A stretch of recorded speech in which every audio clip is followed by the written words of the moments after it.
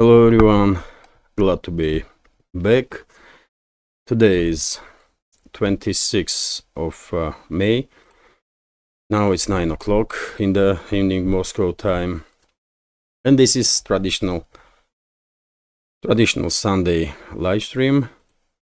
Thank you all for your attention, for participating in stream, and well, plenty of news, of course, to go through, to exchange opinion. As always, dear friends, I will monitor actively chat, and whenever I see a question that I can answer, I will try my best to give you as informative answer as I possibly can. And well, of course, many thanks to all the members of our community who will join later on or will watch this video in recording.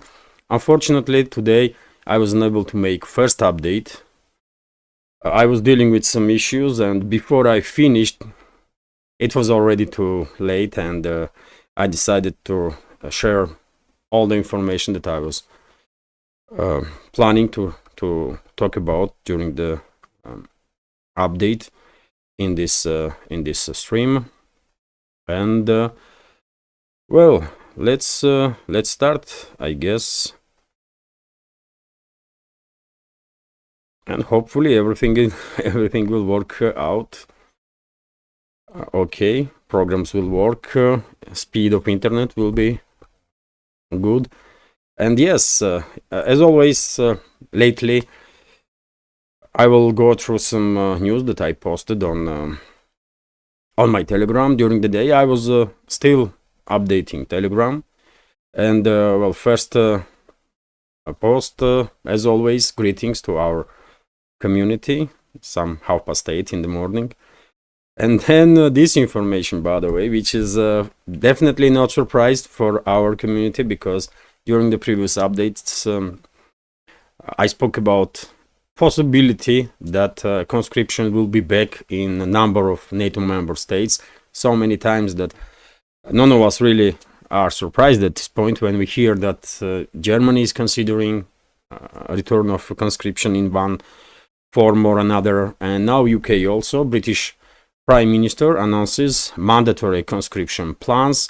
UK Prime Minister Rishi Sunak has revealed his plan to reintroduce mandatory national service in the Conservative Party if the Conservative Party remains in power after the general elections, which are set to take place in 4th of July, I believe. And well, according to this plan, which is expected to cost around 2.5 billion pounds, or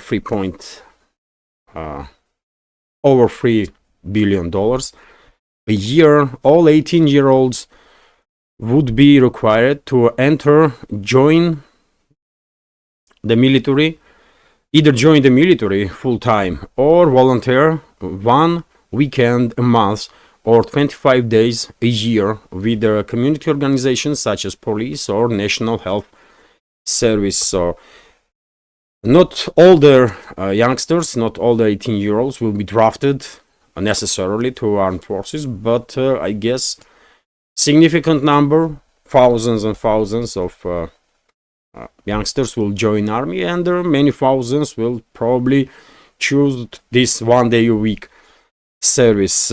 Interesting, and not at all surprising. Also, by the way, information here that Ukraine will suffer heavy territorial losses before the end of the year, according to Western security services, and this was reported by Frankfurt Allgemeine Sonntagszeitung newspaper. I guess that's German. Frankfurter Allgemeine. Frankfurt is German city, so it must be German newspaper. Clearly familiar name. And simultaneously, by the way, I will of course monitor chat. At this point, I don't see any questions. And of course, if you want to make sure that I will definitely not miss a question, you can use Boosty right now before stream is on, or donation alerts. I will constantly check both of these platforms. So nothing there at the moment. So let's continue with the news. And in the chat, by the way, if you have a question or if you want to discuss any topic, please write in capital letters or at least capital Q before the question, so I will notice it a little easier. Also, by the way, I shared this information that Kiev regime targeted Belgorod with vampire MLRS systems once again, and unfortunately, during that strike previous night, late evening yesterday, basically there was casualties. 4 people were killed there. At least that's latest information that I read on some media outlets, and there are more than 10 people were injured as a result of these strikes. Also, I received a comment on Patreon, and a member of our community, I don't know if I can name the person. I cannot. I don't have permission, but one of the members of our community shared opinion that unfortunately without seeing the force from Russia, Western ruling elites will not stop, most likely. This is opinion of a member of our community, and will constantly escalate, and I completely agree with this take. I also think that Western ruling elites will not listen to warnings that Moscow is issuing on regular basis. I mean, we already have many proofs that they are just unable to listen. I see a question from Nidesh Kumar. What are your thoughts of Bangladesh PM accusing USA of trying to create a new country in Myanmar for military base? Well, Myanmar is a hotspot on political map, of course, and many countries, I will say have their interests in this very crucial region, obviously. And well, when it comes to Bangladesh, I'm hearing this information right now from you first time, dear friend. I did not see this information on the media. But if Bangladesh is accusing US of messing around that particular region area, I guess Bangladesh PM has factual information, and that's why this type of statement was made. Also, I'm quite sure Bangladesh will not escalate with US without consulting with India.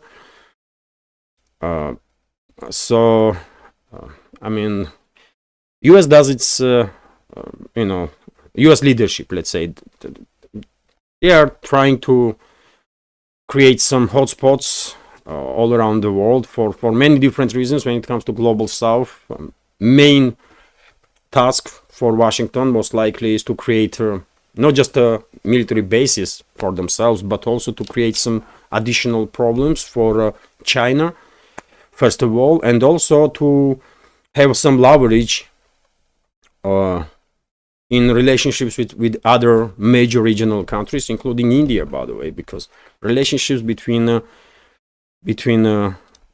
New Delhi and Washington are not necessarily on a strategic level, and we all seeing India being targeted by Western ruling class quite often, by Canada, by US, by some of the European states. So, but Myanmar itself is in an extremely difficult situation because, as far as I know, I'm of course not expert in Myanmar's internal politics, but as far as I understand, these rebel groups, armed resistance in Myanmar is based on ethnic groups, different religious groups, and sometimes they are united, sometimes they are fighting each other, as well as governmental forces. So it's a extremely complex situation there, and I guess India and China main, and also Pakistan, by the way. I mean, major regional countries will be glad to see end of hostilities in Myanmar and some sort of peace agreement so that people just can live in peace, if it's possible, because I mean, there's so many groups there that and so many ethnicities are fighting for control over the certain areas, especially in the north, that I'm not quite sure if Myanmar will even survive as a united country. I just don't know, but it's complex issue. And when it comes to Bangladesh, it's you know, also strategical location of the country, and of course US will try to you know, stir up things not just in Myanmar but in Bangladesh also, by the way, because one should keep in mind Bangladesh is, for example, keeping quite close, good relationships with Russia, and I don't think I don't think Washington is happy about this successful diplomacy of Moscow. And there is a nuclear power station built in Bangladesh, isn't it, by Russian Rosatom. Yaroslav Pelisek is asking, which is the better, Ki-52 or Mi-28? Are there any Western helicopters which could go toe-to-toe with the Russian ones? There are many good helicopters worldwide when it comes to attack helicopters. Apaches, I mean, they may be quite old at this point, but modernized versions of US Apaches, they are extremely capable helicopters, and no one can say that Apache is finished. No, Apache is a great attack helicopter. Also, by the way, in Europe, Italy is producing great attack helicopters, Eurocopters basically. Eurocopters are based on Italian technology, I believe, and the Chinese also copied this Italian design technology, and China is producing quite similar, at least by look, helicopters. So it's hard to tell which helicopter is best. I'm Russian, so I will say Ki-52 is the best helicopter in the world.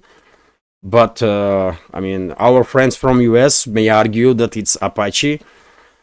Our friends from Europe, members of our community, can argue that it's how they call it in Europe, Euro Tiger or Eurocopter. So they may argue that European attack helicopters are best. Chinese friends can argue that their helicopters are better. So it's a philosophical question, really. But when it comes to capabilities, I think Ki-52 has some advantage over their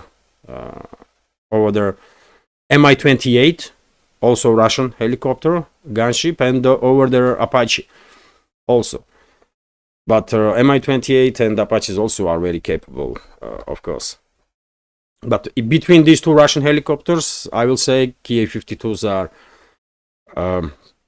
more capable. They have some advantages over their Mi-28. Although Mi-28 is like flying tank, it's just heavily armored, like Mi-24. It's a tradition that was, you know, on which tradition of the Mil helicopter KB, on which Mi-28 was basically built on. Of course, Mi-24 was, I will say, groundbreaking helicopter for its time when it was introduced. So, because it is, I will argue, it is first true attack helicopter.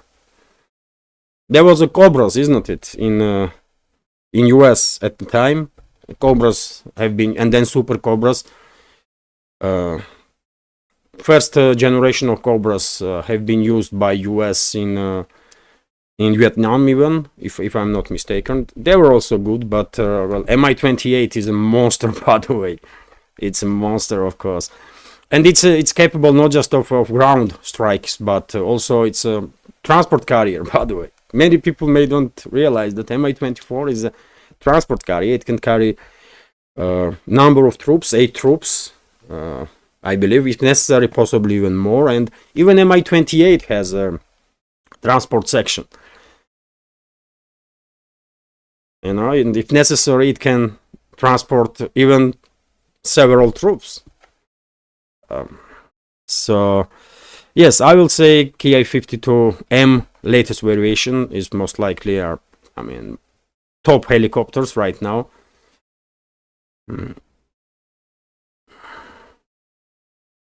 Question.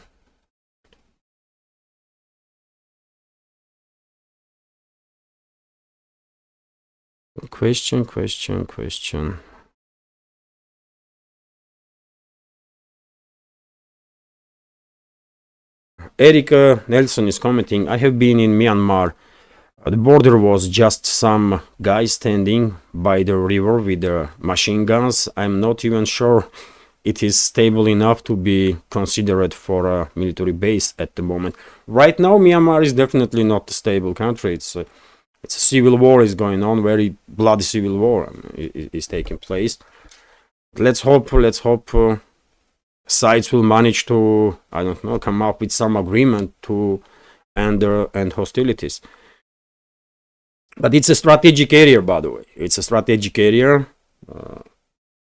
And therefore, of course, many major regional countries have their interests, especially China, because it's a way towards the sea, Indian Ocean in general, to be said. So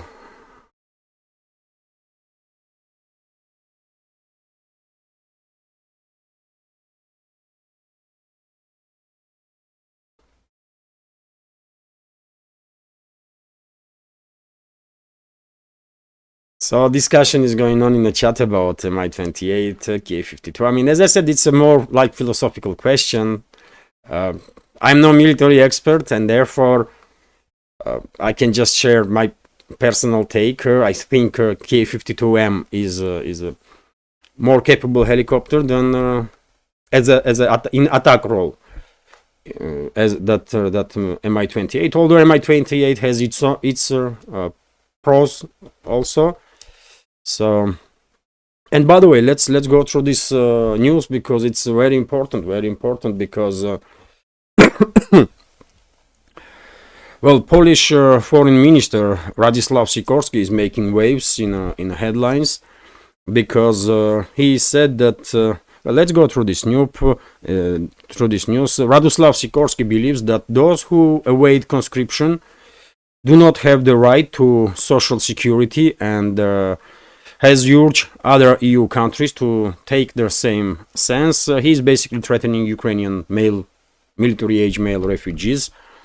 In an interview with The Guardian, he insisted that any scheme to limit benefits must be pan-European, otherwise Ukrainians will start hunting benefits across Europe. So we also discussed in previous updates topic of Ukrainian male refugees in Europe. I was saying for quite a number of months ago that most likely at some point European states will start deporting one way or another. They will find come up with some legislation for that. And they will start deporting military-age male refugees, and I guess that's exactly what is going to happen. Also, by the way, of course, according to a number of sources, last night Russian armed forces conducted their relatively large-scale missile strikes on military and logistics infrastructure of the Kiev regime in several directions: Zaporozhye, Zhytomyr, Kiev, Khmelnytsky region, the Dnipropetrovsk region, some others. And what is interesting, in Khmelnytsky region, I believe, airfield was targeted by Russian strikes. Kinzhal hypersonic missiles were used to conduct the strike against that airfield because, well, again, according to reports in Russian segment of internet, NATO was preparing that airfield to host F-16 fighter bombers. And well, I guess NATO command will need now additional several months to rebuild whatever was destroyed by these Russian strikes. If of course information is correct, and that's the airfield that Kontimirovka or something like that, name of the settlement where that airfield is located in Khmelnytsky region. Also, by the way, little humor here. I shared this post from Slaviangrad Telegram channel, and comment says on this picture, everyone gangster until Denmark pulls out the MG3 mounted assault tuk-tuk. And take a look at this picture, by the way. What is this, man? Is it really used by Danish militaries? I mean, what is this? Some funny looking tuk-tuk, really, a motorcycle. You know. So little humor, it's never bad. Also, of course, I share from Rebar analytics of the previous week from Rebar of the situation on the battlefield. There are some strikes, some missile strikes on Kiev regime's positions, and I see a question here. Eric Nelson is asking, what are your thoughts on the recent developments in the Middle East? Well, when it comes to Middle East, it's tragedy, isn't it? What is happening there? Today, I saw news that Hamas is refusing to continue negotiations with the Israeli side because they don't think Netanyahu's government is serious about those negotiations, and I'm afraid it is highly likely that in Palestine we will see implementation of the attempt, at least from Netanyahu's government, to implement this Karabakh scenario. I was saying this from very beginning of the escalation. If you remember, that Israeli government most likely will try to implement Karabakh scenario, and locals will be forced out of the region, and seems like that's what is happening. Initially, on initial stages, people were directed towards southern part of Gaza Strip. Now, when these over a million civilians are concentrated in Rafah and surrounding areas, Israel is demanding from those people to get evacuated again, but where those people should go? And ICJ is demanding, which is body of the UN, I believe, is demanding from Netanyahu's government to stop hostilities in Rafah immediately. But of course, Netanyahu's government not gonna listen to this situation. So it's a tragedy, by the way. I mean, it's a tragedy, and I just don't see this world in a position when it can really influence this tragic situation and stop hostilities between the sides. I mean, there are so many talks about world community and this organization and that organization, but when it comes to actions, I mean, it is clear that world is just this so-called world community or international organizations. They are just ineffective. They can do nothing. They just talk, constantly talk, and when it comes to action or real influence, they just do nothing or can nothing, unfortunately.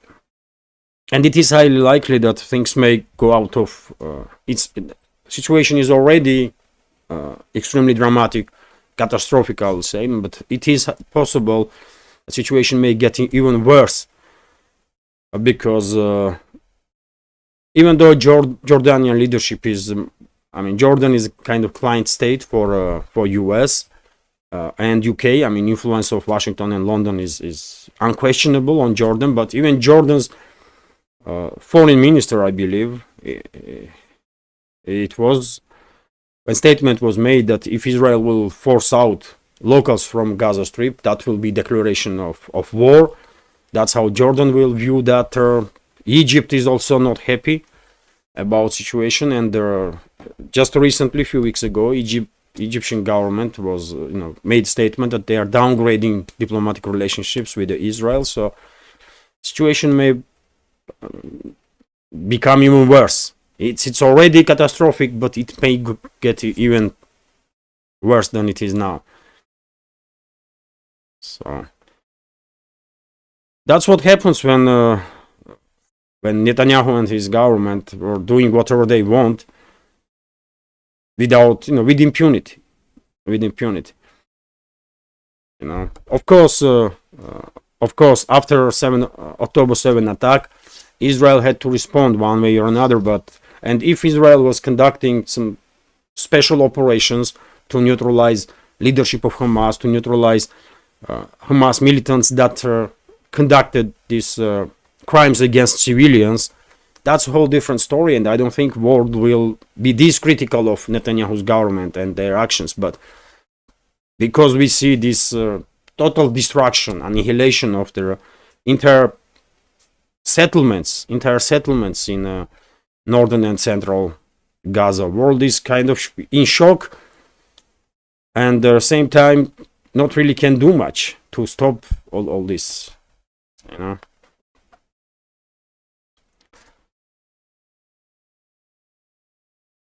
Magda is here.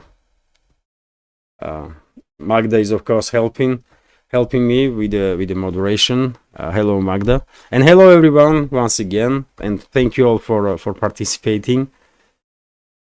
Michael Kennedy is commenting MG3 is a very good machine gun. I have no doubts about it. Of course, as machine gun it must be effective one, but I mean this picture, this tuk-tuk, this motorcycle, it was funny. And comment also was funny: surrender Muscovite or you will die of laughter. Yes, just little humor. Also, by the way, quite interesting that oh, dear friends, Kylie, thank you very much for your support. Right now, my wife gave me this notice that a member of our community donated through PayPal. So thank you very much for your support, Kylie. I appreciate. No question, but I'm grateful. And also, dear friends, also let me say thank to Candid Smiles for support through Boosty. Also, there was no questions, just support for notebook. You can see here that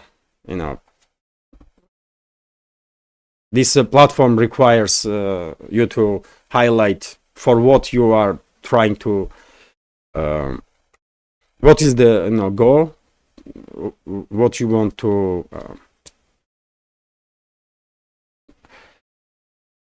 How should I say it? I don't know, man. My English is too bad. So I write that I will collect some money for new computer, and many members of our community supported. At the moment, capable notebook, like twice more powerful than this one, was on discount about 90 something thousand.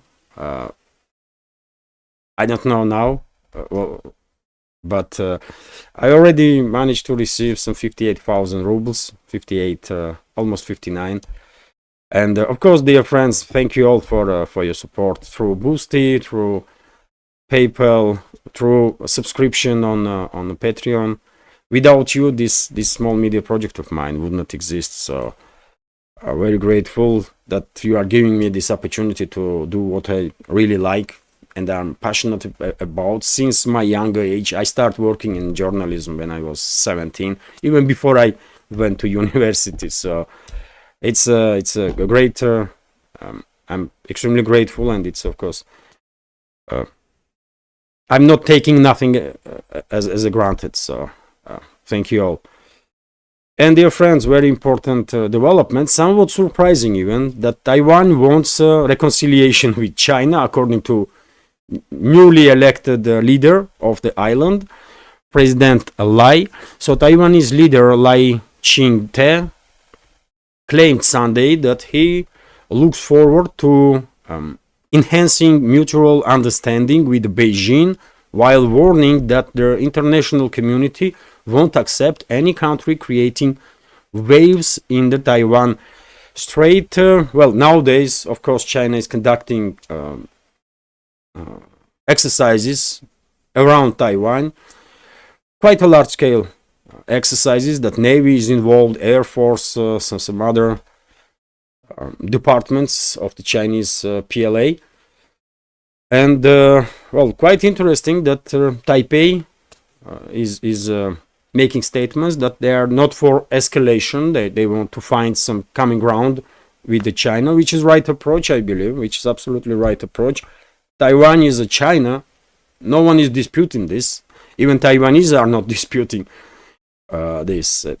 Although Taiwanese government, by the way, they are descendants of this Chiang Kai-shek regime, isn't it? And they are arguing that they are legit government of whole of China. Although very few countries are recognizing them as a legit government. Of course, Chinese current government, Chinese Communist Party, is recognized as legit ruling party in China and legit government. So it's good, man. Let's negotiate. I mean, if they will be able to do so, because I don't think many high-ranking officials in US like this statement from Taipei. Probably they would prefer more angrily statements, more hawkish statements, and more escalation between Taiwan and the mainland China. And I'm afraid at some point, Western ruling class might provoke war, military confrontation between China and Taiwan. It is highly likely that that's exactly what's going to happen. US Treasury threatens European banks with their tough sanctions for working with Russia. And also, by the way, I mean, nowadays, probably many of you noticed, isn't it, that whenever we are talking about some statements from high-ranking officials in Washington on topics of international matters, they are always threatening. Did you notice this? US leadership no longer talks diplomatic language. They are always threatening. Just about everybody worldwide. Even they are against, they are issuing threats even against businesses or institutions of their allies, at least formally allies, like in this particular case against European businesses, banks, some other institutions that are making business with Russia, directly, indirectly, in whatever ways. And this is quite unfortunate because we are talking about nuclear superpower, which is unable to do diplomacy. Just threats constantly. I mean, they are threatening China, threatening Russia, threatening European businesses, and I guess governments also behind the closed doors. They are threatening the destabilizing situation just about everywhere they can. What the hell, man? This is sad. To see this U.S. diplomacy being in this state is really sad and dangerous. But it is what it is. And this is, by the way, also interesting information. This video is from Sumy region, and this is artillery preparation of the Russian forces, according to reports that I see. And well, it is possible, of course, that by increasing these artillery strikes on positions of Kiev regime in Sumy region, maybe Russian side is preparing ground to conduct local scale offensive operations in Sumy region, also to create a buffer zone like it's created these last several weeks in the northern parts of Kharkov region. I spoke about such possibilities before in updates, and I guess that's exactly the direction that situation is heading. And by the way, Russian forces liberated settlement of Berestovo in Kharkov region. This is Kupiansk direction. I should open map, by the way, why I did not. I don't know. I'll show you now where that settlement is. This is Kupiansk direction on the southern eastern side of Kupiansk. So this is Berestova, by the way. Kupiansk is here somewhere. This is Kupiansk city, and this is Berestova that was liberated by Russian forces according to Russian Defense Ministry. So it's this settlement probably are controlled by Russian forces at least couple of days, because Russian Defense Ministry, being quite conservative institution, always reports about liberation of this or that settlement several days late. I don't know why. What is the reasoning behind this? But that's what the Russian Defense Ministry does constantly. And when it comes to line of contact, of course, main attention is still on Kharkov region, on northern parts of Kharkov region. But on other sectors, of course, operations are not stopping, and Berestova is under Russian control. Also, the Russian forces conducting local-scale offensive operations from Kislovka, Katlerovka areas towards westwards and northwards. And there are some channels are reporting that Ivanovka settlement, this one on the northern side of Kislovka, is also under Russian control. And maybe tomorrow Russian Defense Ministry will, or day after, Russian Defense Ministry will confirm this information. And yesterday Russian Defense Ministry confirmed information about liberation of the settlement of Arkhangelskaya. Umanskaya also under Russian control, of course, and Arkhangelskaya is here. Also Avdiivka direction, both the settlements, Umanskaya and Arkhangelskaya. This is Arkhangelskaya. So initiative is in Russian hands all along the front line, and this Kharkov offensive, not Kharkov offensive, that's wrong terminology, this creation of the buffer zone on the northern side of Kharkov region definitely had its impact on line of contact, because Kyiv regime was forced to redeploy its troops from basically all along the contact line, and therefore, of course, Russian forces received some additional opportunities to conduct this, to increase this local scale offensive operations. And we are seeing now that Russian forces are conducting successful local scale offensives in Zaporozhye sector, in between Pitikhatki and Kamenskaya, and some number of Ukrainian militaries surrender in this area. Also, by the way, Russian forces further increasing pressure on Kyiv regime forces in Vremevsky salient area, Staromayorskaya, Urozhaynaya direction, and in both settlements Russian forces have a foothold. And I was expecting that these two settlements will become under Russian control this week, before end of this week, but that was too early call. I guess maybe before end of next week both these settlements will become under full Russian control. Also, reports are coming in that Russian forces further improve positions in Paraskovievka direction, and some sources are reporting that Kyiv regime troops withdraw from Paraskovievka entirely, and the Russian side is conducting clearing operation now. And maybe if it's correct, then maybe in next day or two Russian Defense Ministry will report about liberation of Paraskovievka also. And interesting news from Krasnogorovka, by the way. Krasnogorovka, which is a main stronghold of the Kyiv regime in the southern flank of Donetsk sector. Some big channels today reported that number of Kyiv regime units start withdrawing from northern western part of Krasnogorovka, leaving positions and just retreating. And let's see if we will receive confirmation. If it's true, then one may say that battle for Krasnogorovka is heading towards logical end, which is liberation of this settlement by Russian forces. Battles for Krasnogorovka are taking place for several months now, at least. So that's when it comes to some little summary of the situation on the battlefield. And also, by the way, it is interesting that Georgian Prime Minister today, by the way, Georgia is celebrating Independence Day, and if by chance members of our community from Georgia are watching this live stream. I congratulate all of you with and all of Georgia with the Day of Independence. And Prime Minister of Georgia, by the way, Irakli Kobakhidze, who also does makes waves in the media last several days.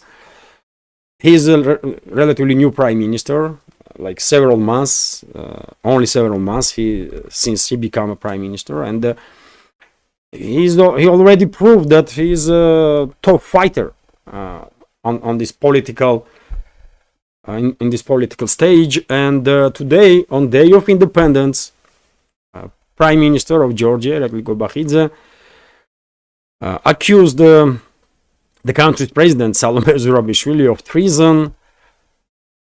And well, that's a big deal, of course. I would not be surprised at all if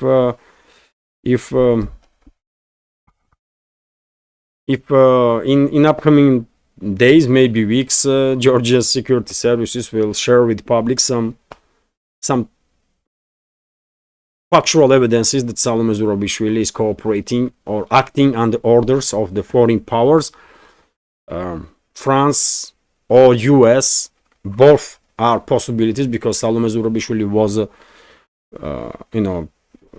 member of a French foreign ministry. She is born in France and raised in France, and she was working in French foreign ministry, and also she had some connections, some serious connections with US. She was living and working in US also as a member of the French mission in UN, I believe.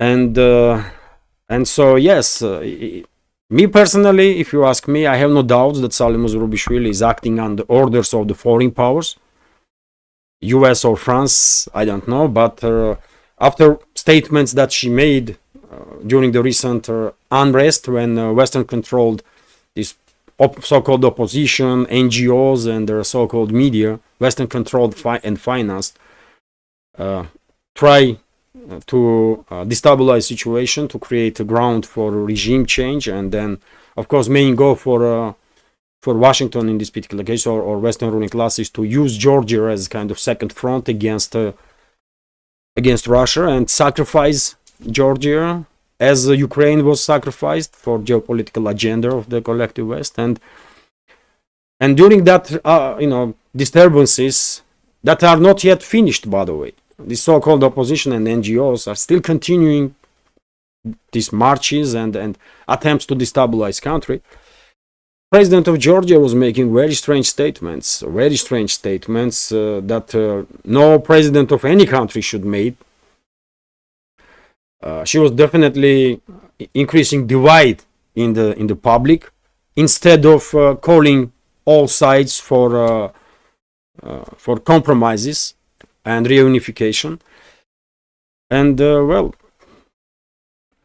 I have no doubts that she and many others, by the way, unfortunately, many other influential people in Georgia are assets of the foreign powers, US, France, UK, but mainly US, because US has very strong grip on Georgia, by the way, since the ruling of the Shevardnadze. And also, well, no long-range missiles for Ukraine, at least for now, according to German Chancellor Scholz, who was once again forced to reiterate his previous statements that Germany is not willing to provide Kiev regime with Taurus long-range cruise missiles, despite demands from Kiev, from other capitals also, including NATO member of the NATO member states. And well, let's see. It all depends on Washington. If Washington will demand strongly enough, I guess Scholz will have no option but to do whatever he's told to do. But at this point, it seems like Washington is not really keen those Taurus missiles to be deployed on the battlefield, for now at least. And therefore, Scholz is able to make these statements that no Taurus missiles for Kiev regime. Unfortunately, situation is getting so bad when it comes to escalation between collective West and Russia, that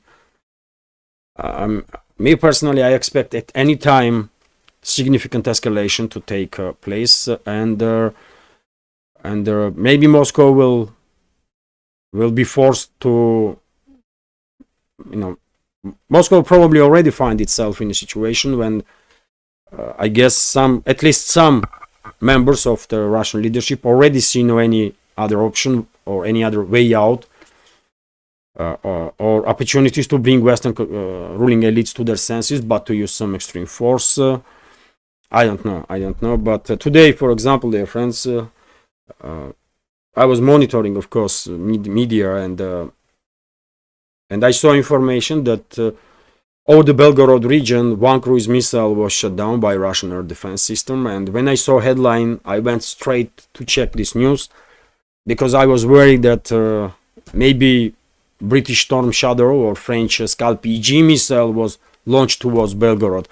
And of course, that would be next level of escalation. That's exactly what I'm afraid of, because I think decision in the West already was made to start targeting deep inside Russian territory with these cruise missiles, Storm Shadow, Scalp-EG, and also with US ATACMS missiles. And well, today in that information, it was about Neptune missile, which is an anti-ship missile originally, but I guess Kiev regime's engineers adapted it, or maybe NATO engineers adapted that missile to be used against ground targets.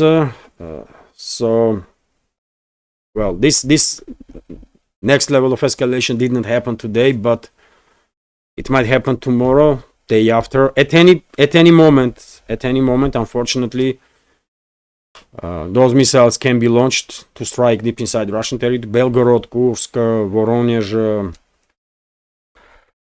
Kaluga, so many cities, Rostov, for example, Krasnodar, so many cities are in range of 300 to 500 kilometers that potentially those cruise missiles, for example, can reach. That it's, any of these cities can be targeted. And of course, Moscow in that case will clearly have no other options but to do some, to take some strong actions, of course. And I would not be surprised at all, even if we will see actions from Moscow, preventive actions from Moscow, not to even allow Western ruling class to launch those missiles. It is also possible. And for example, today also some media outlets reported that in the Dnipropetrovsk warehouse was destroyed, where Kiev regime was hiding ATACMS missiles. So maybe we will see this kind of attacks more often in upcoming days. I don't know. Let's see.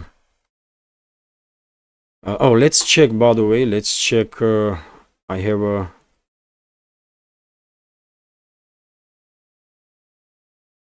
Wovin, thank you very much for your donation for a computer. No comment. I cannot see comments. No comment. No question. Thank you very much for your support. I appreciate it. And let me check donation alert. So yes, nothing here. And let's continue with this information. I don't see questions, dear friends. Maybe I miss some questions. Once again, thank you all for your attention, for your comments, for participating in this live stream. And I will continue with the news. Then I shared, of course, report of Russian Defense Ministry.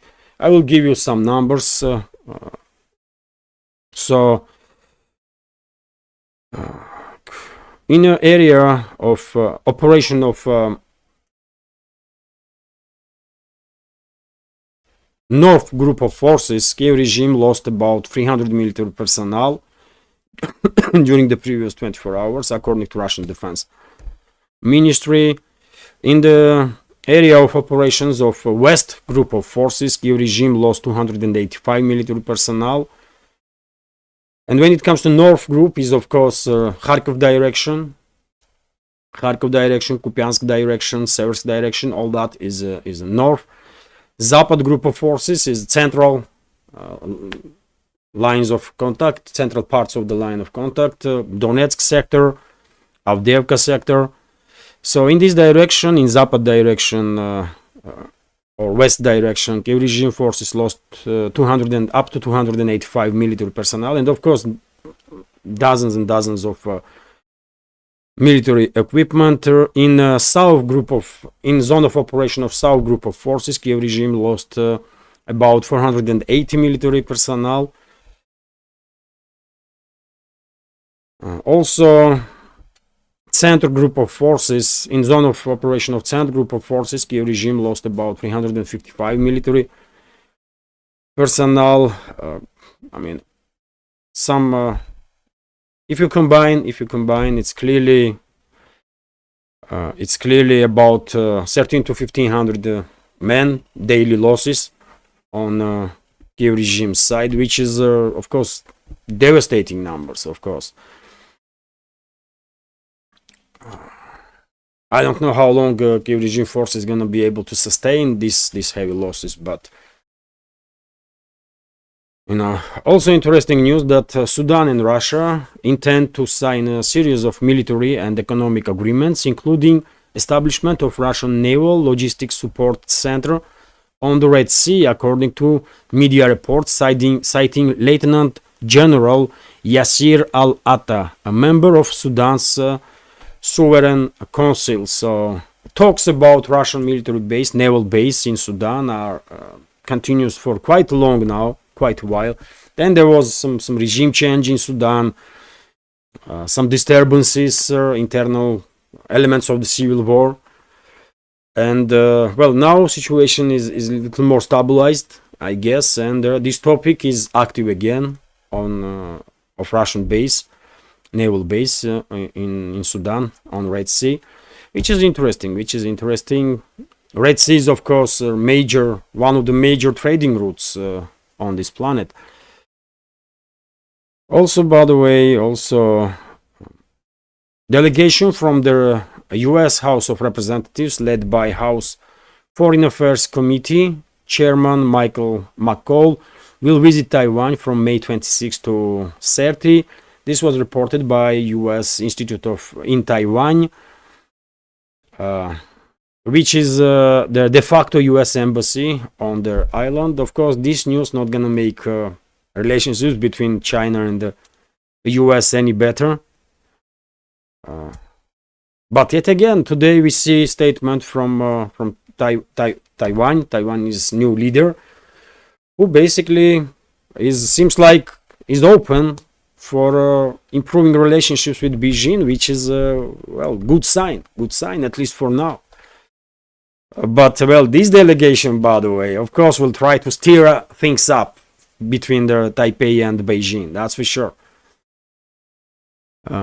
Bencher Dent is asking in a channel I just watched, and IDF veteran saying the Rafah attack will take 6 months or so to complete. Well, I mean, IDF veteran probably knows better. I cannot. I have no opinion on that topic because I'm no military. I just don't know how long this type of operation may take place. But yes, it is. I mean, 6 months. I don't know about that. It depends what kind of tactics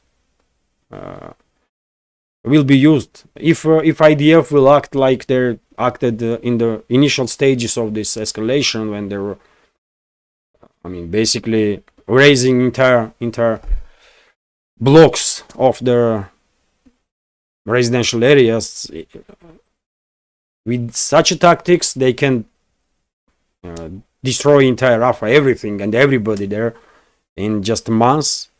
But if because of their pressure from outside, if IDF will start acting more like special forces to target military targets, fighters of the Hamas and some other groups. In that case, yes, maybe it will take like several months, maybe even 6 months. Thank you very much for sharing information. Chief Casey Redak has a question. Why does not Russia attack Reaper drones above the Black Sea? Because it's a US asset. Because it's a US asset, and direct strike, maybe it's an act of war, by the way. When you act military asset or civilian asset for that matter of the other country intentionally, that's an act of war, and the level of escalation that Moscow wants to avoid. It's Moscow that tries to avoid extreme level of escalation between the collective West and Russia. Western ruling class, Western ruling elites, they seems like they have no clue how close world is now to nuclear disaster because of their actions. Maybe they are that stupid, really. I mean, these so-called elites in the West, that they have no idea how dangerous their actions really are, and this constant poking of or this constant escalation of the Russian side. It's not gonna end well if they will continue this way. Also, concerned citizen is asking, have 2 small tactical nuclear weapons been exploded outside Khmelnytsky recently? No. Of course, no. Russia did not use nukes ever, at least until now. And let's hope Moscow will not be forced to use such extreme measure, to take such extreme step. But yet again, I mean, it all depends, isn't it? If collective West will continue further escalation, if we will see that NATO troops that are operating with the long-range weapon systems in Ukraine, if we see those long-range weapon systems, Storm Shadow missiles, Scalp EG missiles that can fly up to 500 kilometers with some modifications in certain circumstances, if we see those missiles are flying all around the central and southern parts of Russia and targeting cities, of course Moscow will probably consider all possible steps, maybe even usage of tactical nukes. But for now, no. I mean, I did not see anywhere in Russian segment of internet this type of information. And of course, if something like that would happen, it will make waves straight away all around the world in media and on social networks.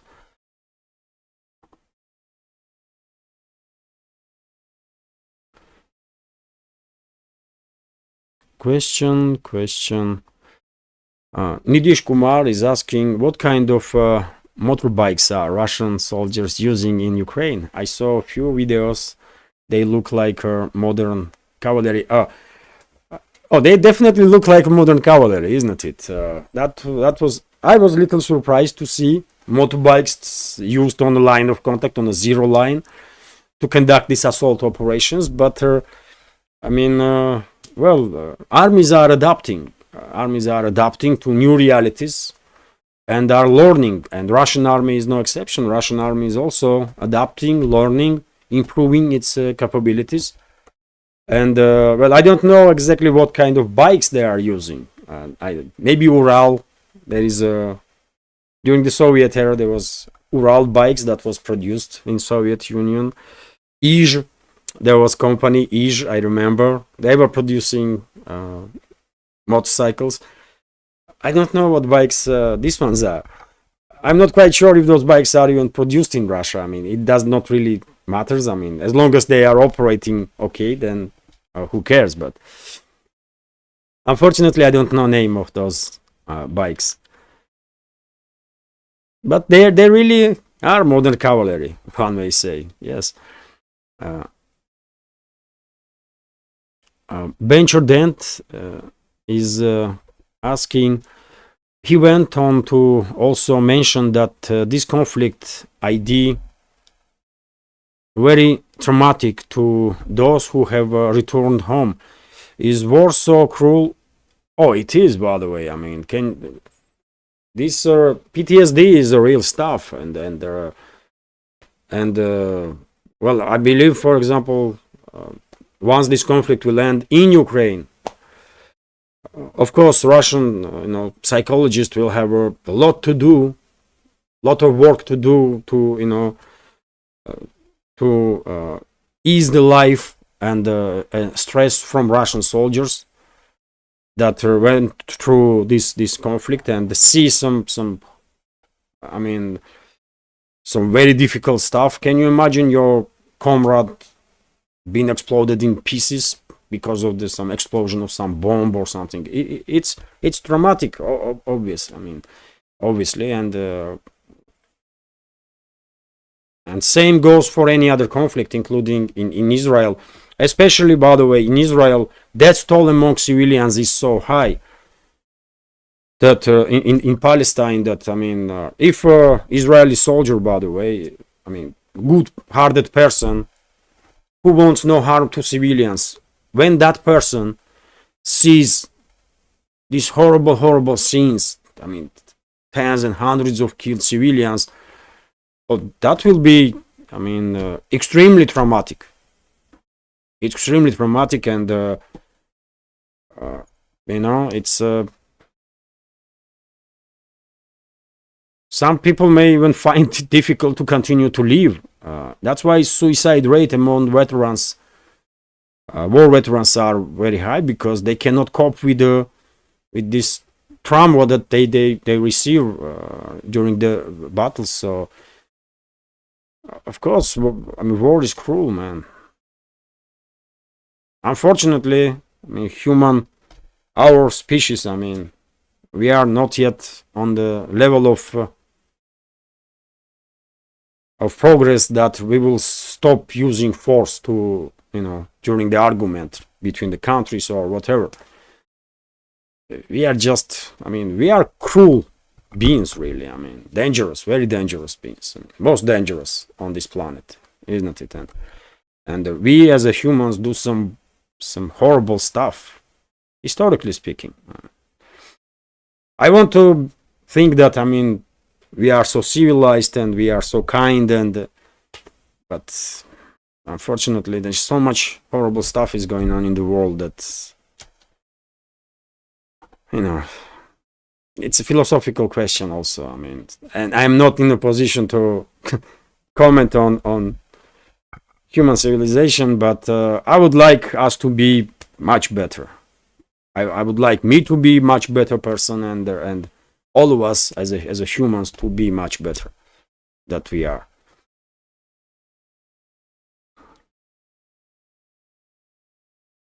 When we can see BRICS satellite launcher, Nidish Kumar is asking, BRICS satellite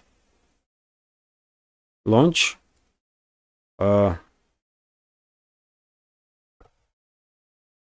I don't get the question. There are so many satellites are launched by BRICS member states, but satellite for BRICS, only for BRICS, or I just don't understand, Nidish, a question. But BRICS member states, by the way, Russia, China, India, all are in position to launch satellites in space, and doing so quite successfully. All three countries, and I believe with support of Russia, China, and India, South Africa has great perspectives to also become a leading country in this world when it comes to space launches and explorations. And Brazil, and also, by the way, other new members of the BRICS also. Iran also capable of launching satellites, and does so quite successfully, I believe. There was several launches from Iran also. But BRICS satellite, I don't know. Maybe at some point there will be some combined some programs in terms of space exploration or communication and that kind of stuff, and satellites will be launched for BRICS, all BRICS member states. Why not? At this point, when it comes to BRICS, I have one major question: when BRICS will come out with the alternative financial and banking system and alternative reserve currency? It's so necessary for entire world. By the way, it's so necessary that I don't know. Hopefully, this autumn, when there will be summit in Kazan, BRICS summit, hopefully we will receive some information on this topic, because it is crazy what is going on right now with the Western financial and banking system and how Western ruling class is acting. And just take a look at the Janet Yellen. She is threatening now European financial institutions that if they will work directly or indirectly with Russia, they're gonna get sanctioned. And I mean, it's crazy. I mean, the level of weaponization of the Western financial and banking system, Western currencies, is just, you know.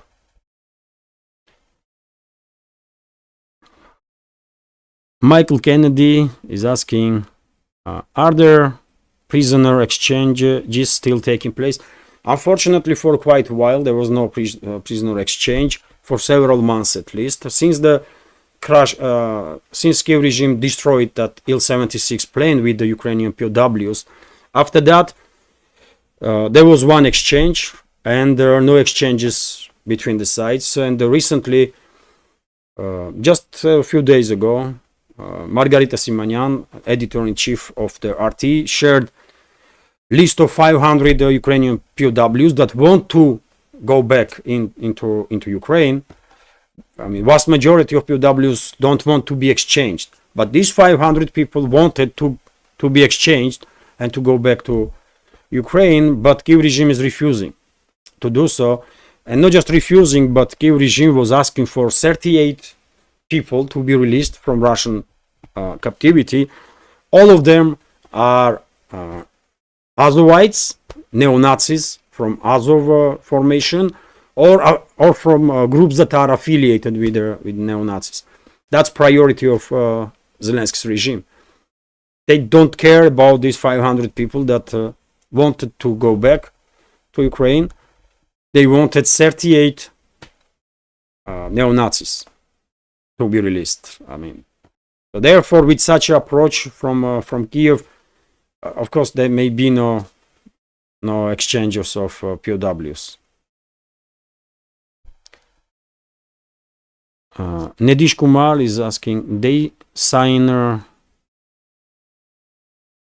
agreement to launch BRICS constellation of satellites. They don't mention what kind of satellites. Oh, okay, I missed this information, I guess. And well, I know in Russia there is a work to create Russian answer to Starlink, Russian version of the Starlink, fast internet, 5G internet, that will be,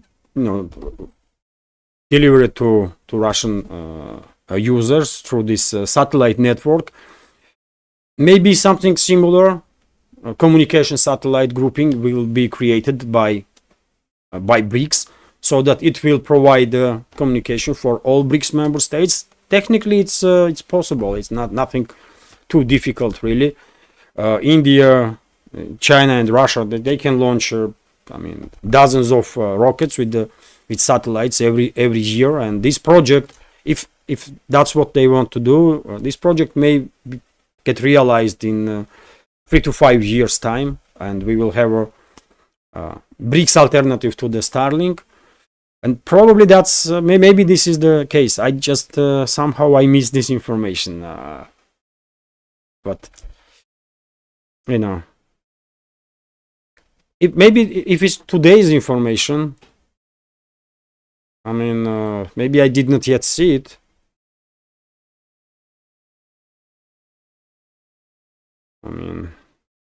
In headlines, I don't see on first page, at least.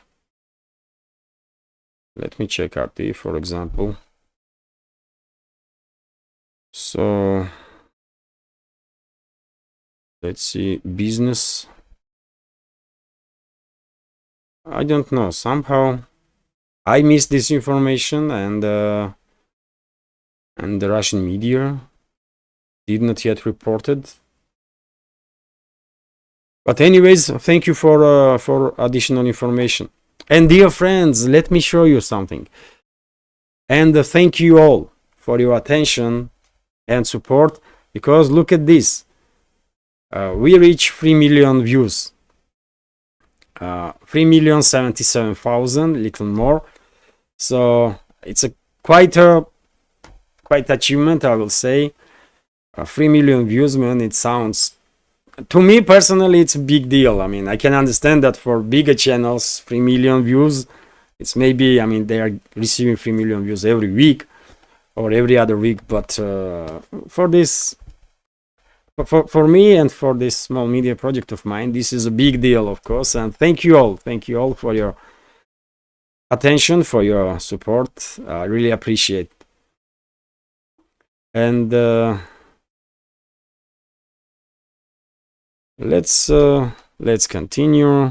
By the way, Russian president arrived in Uzbekistan today with a 2-day trip, and among many topics that will be discussed between leadership of two countries, there will be also topic of cooperation in nuclear sphere, and maybe Uzbekistan will become a nuclear country, or I'm talking about peaceful nuclear technologies. By the way, Russia may build a nuclear power station in Uzbekistan, and Russia is of course one of the leading countries in the world when it comes to building nuclear power stations. I believe a delegation from Roscosmos was in India just recently, and there was negotiations to provide India with the new technologies, nuclear technologies from Russia, and well, I believe cooperation between India and Russia will further increase in many directions, including in terms of cooperation in the field of nuclear energy. So yes, Uzbekistan may receive Russian nuclear power station. Good news, by the way. It's good for Russian Rosatom. It will, it's a good business, and it's good for Uzbekistan because they will have a huge source of energy. Also, by the way, President of France is in Germany. You may be surprised, but this is first visit of President of France in Germany in last 24 years. Which is quite interesting, isn't it? Germany and France, they are strategic partners, or supposed to be strategic partners in Europe, and leading European powers. And I mean, in last 24 years, this is first visit of French president in Germany. I was a little surprised to see this news. And of course, sides will discuss bilateral relationships, Ukraine, of course, and ways that they're gonna further escalate with Moscow. But to me personally, most interesting was this news, that this is first visit of French president in Germany in the last 24 years. What kind of strategic partners these two countries are if presidents are not really visiting each other? I don't know. And by the way, this is also very important. I see a question. I tried to answer on that.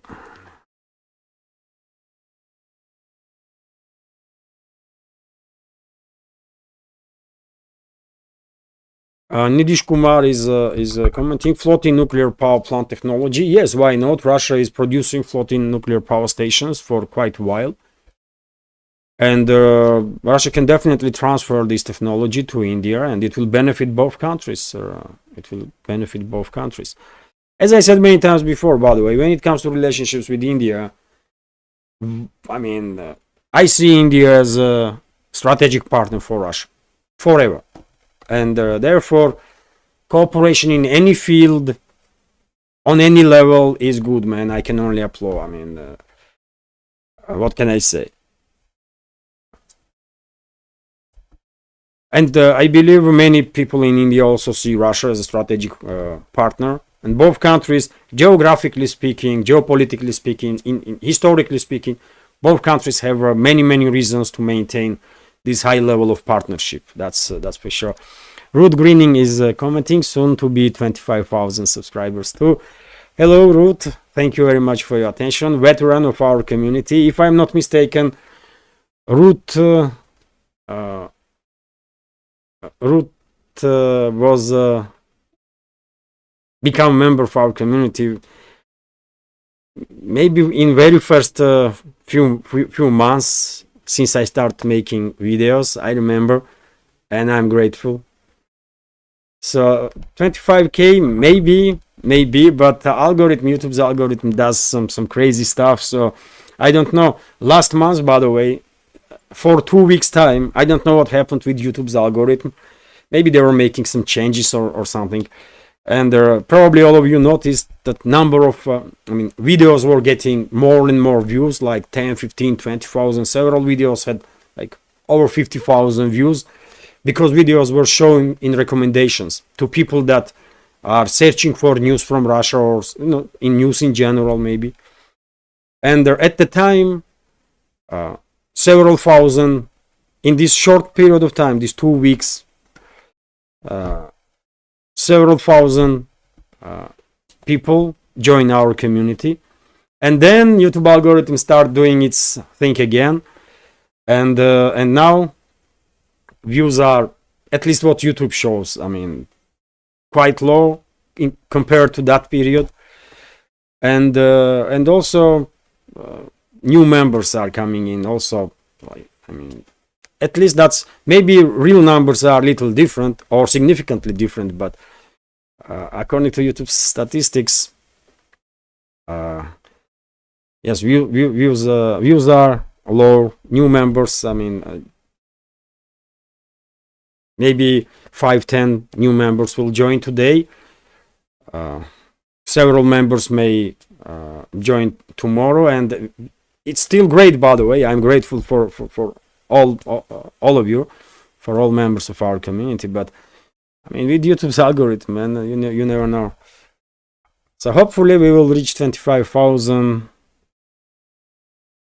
next month. This month I don't think so, but next month seems realistic. Even with this extreme aggressive algorithm of YouTube, probably next month we will reach 25, and that will be great also.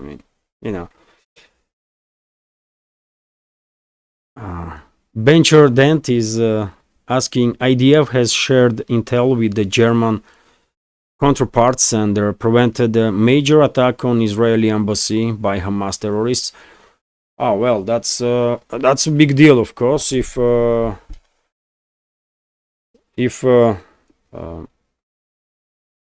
Hamas was planning to conduct strike on embassy of Israel, I don't think they will gain any support in this world with such a activity. So I don't know what they are thinking of by planning such stuff. But whenever terrorist act is prevented, it's a great deal. So, but I did not see this news in Russian media, so I don't know. But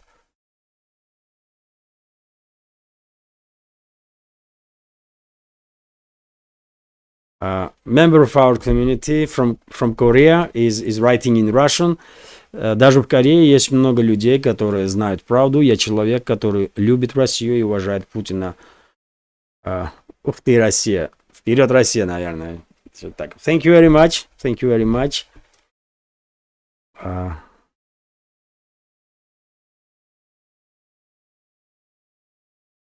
Member of our community write in Russian that in Korea also are people that know the truth and want to know the truth, and member of our community expresses his support to Russia and Russian president.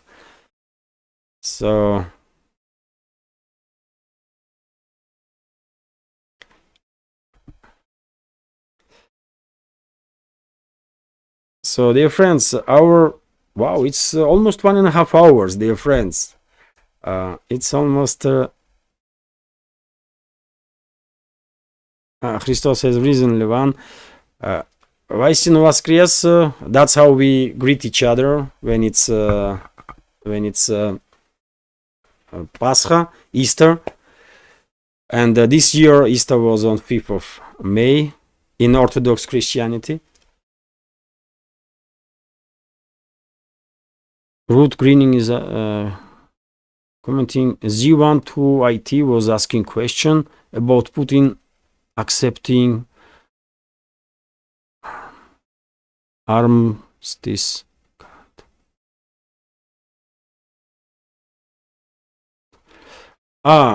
Sorry, dear friend, I miss your question. Z12IT, also veteran of our community.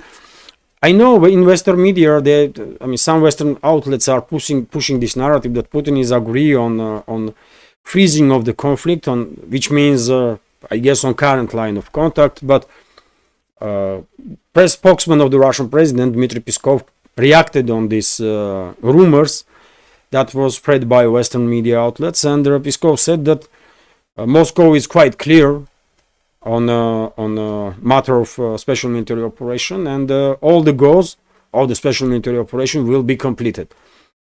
And Putin never said that he's agree on like freezing of the conflict or anything like that. No, it's just the rumors, by the way, that have been pushed by Western media outlets under orders, I guess, of Western ruling elites. I don't know why, what is behind this, but I don't see any reason why would the Russian side agree on freezing the conflict. It does not make any sense, and Peskov is quite directly saying that special military operation will continue and achieve its goals, which is demilitarization and denazification of Kiev regime. And at this point, that means liberation of Ukraine from this neo-Nazi junta in Kiev. So this is rumors. This is just rumors, nothing. I don't know why Western ruling class is pushing this narrative, but this is rumors, by the way. This is not what Russian side stated in the past or in current few days.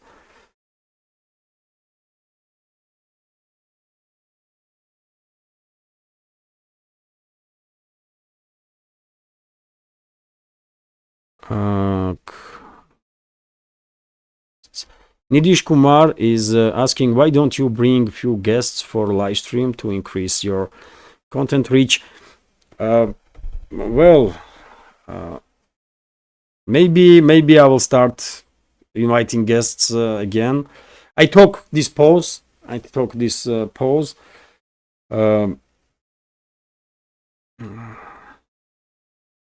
Now I can't even remember why. But my family members are telling me to start inviting guests again.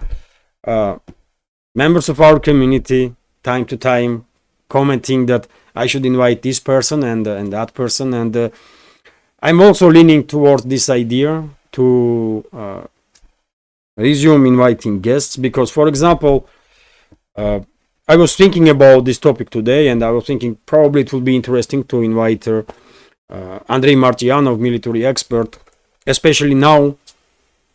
He was a guest before, and if he will find time in his schedule and during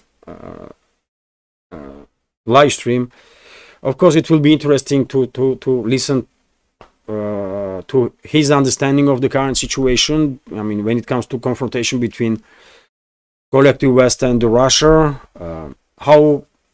how close we really are towards extreme level of escalation. And there is many other topics that I would like to hear his opinion on. And I don't know, maybe I should write him later, tomorrow, for example, and ask for an interview. Maybe. Thank you, Nidish, for encouraging to invite guests. This is definitely direction that I have to pay more attention to. I mean, inviting guests and giving our community opinions of those experts in their fields of activity. So yeah, I'm definitely thinking about it, and Bencher Dent is asking Levan. It's reported that the third aircraft carrier, Jinyan of China, has only speed maximum to 10 knots. I don't know. I know that sea trials have started of that third aircraft carrier, which is one may say even super carrier, because according to some reports, it's 110 water displacement is 110,000 tons, which definitely classifies it as a super carrier. But when it comes to some technical details, I have no idea, dear friends. I guess information is classified. So whoever reported that it's only 10 knots or it's just rumors, because how they know? Sea trials of this aircraft carrier just started. So how anybody can know what speed maximum is for the carrier? I don't know, but it's a big deal, of course. This is a huge jump for Chinese aircraft. For Chinese shipbuilders, because previous two aircraft carriers, and the first one is built in Nikolaev, by the way, during the Soviet era. It was never finished, and once Soviet Union collapsed, that aircraft carrier, unfinished carrier, was brought by China. There was some casino initially on that aircraft carrier, and then Chinese militaries take it, and after process of modernization, this carrier went into service. Second carrier is almost a copy of the first one. It's Soviet design, and this one, by the way, this new one, it's different. It has no trampoline. It looks like U.S. aircraft carriers, these super carriers. So it is a big step for Chinese shipbuilders, obviously, and if I'm not mistaken, China plans to operate with 5 or 6 aircraft carriers for before 2030 or before 2040. Let's see. Let's see. I don't know, but when it comes to some technical details about carrier, I cannot know top speed of that carrier, and I guess no one really knows that, even in China, by the way, because sea trials just started. So, and maybe, dear friends, Alex Christopher, Michael Kennedy is commenting. Definitely. You are reading my mind, my friend. I was thinking to invite Andrei Martianov and also Alex Christopher. I will when I will make decision, I will ask her. I will write to Alex, and I will ask him and Alexander both to join the live stream if they will have time, and if for whatever reason both cannot join the live stream, I will ask Alex to join the live stream, because he rarely does. Many members of our community were commenting, writing many times in the comment sections that they want to hear from Alex also, but he's not, how should I say, he's not always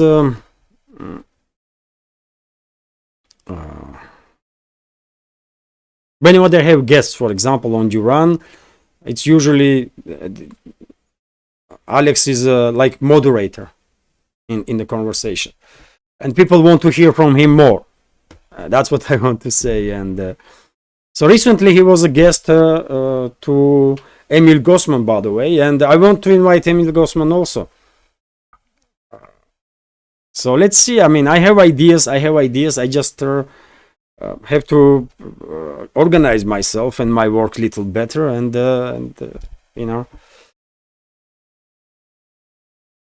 Green 44 is commenting. I watch Alex almost every day. I also, by the way, I watch updates from Alex Christoforou, from Alexandre Mercouris, from Military Summary, from Judge Napolitano, from Emil Kosman, from Andrei Martianov, by the way, and many others on daily basis. Whenever they are having update, Alex and Alexander, Military Summary, they always have, I mean, every day have updates. So I also watch almost every day with very little exceptions. So, dear friends, if I may, I will, let me check, by the way, let me check.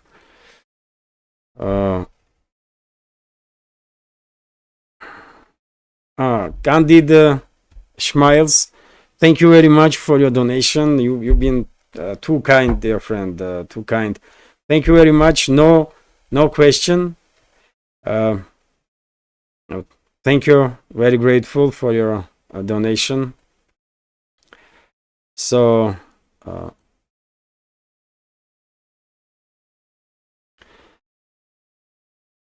let's see, dear friends. I mean, I can see in comment sections that you like idea to invite guests, and I have to resume interviews for sure. I have to do it, and I will. I promise you. I promise. I will do it. Dima from Military Summary, John Ashley Smith is asking. Yes, Dima, by the way, absolutely. I would love to invite Dima on the show. He is almost extremely busy. I mean, can you imagine? He has 2 updates in the morning time, and in the evening time he's operating with he has shorts, so it takes time to make shorts also. His channel on Telegram, his channel on Twitter or X. So if he finds time to join live stream, that will be great, because he is the military expert, and I have so many questions to ask, man. Also, so let's see, dear friends. I mean, I will definitely try to resume this. I mean, inviting guests, and they are. I mean, maybe I will ask to some experts to join every month, at least, you know, once a month, so that we can go through entire time since the previous interview and analyze all the major topics. So maybe that will also work. Let's see. And dear friends, let me, before I go, let me share with you this information. This is extremely important. By the way, one of the high-ranking officials in Poland, Polish foreign minister, yes, Radzislaw Sikorski, stated that Washington will start targeting Russian positions, or Russia, basically, if Russia will use nukes in the Ukraine. And Medvedev reacted on this information, and I'll give you his comment. U.S. strike on Russian targets would be start of the World War, said the former Russian president and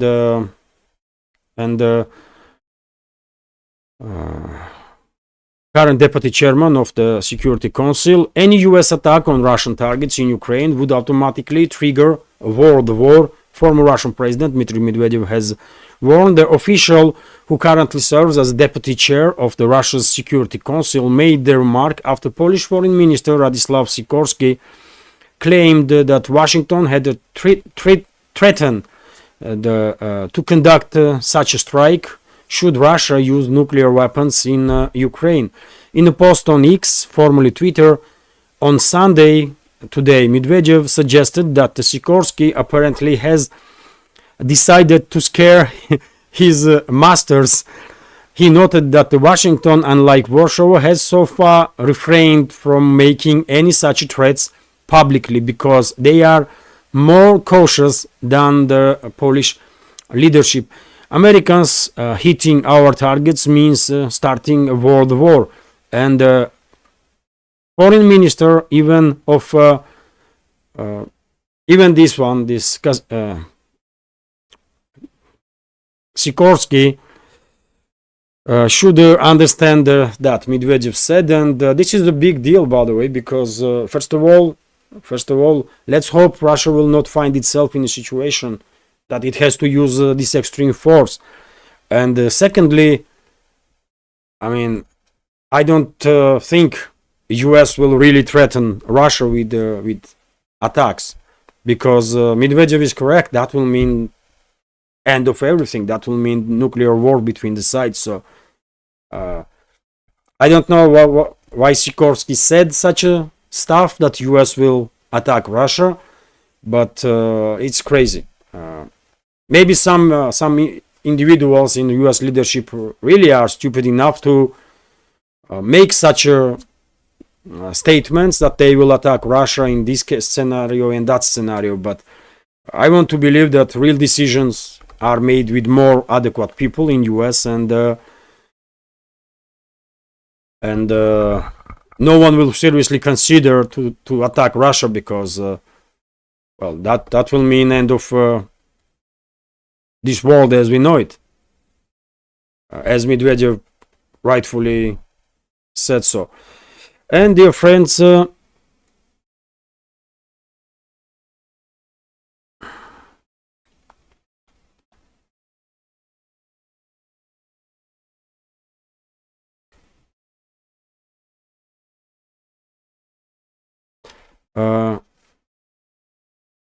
dear friends, if I may, I will end this live stream. It's already 1.5 hours, and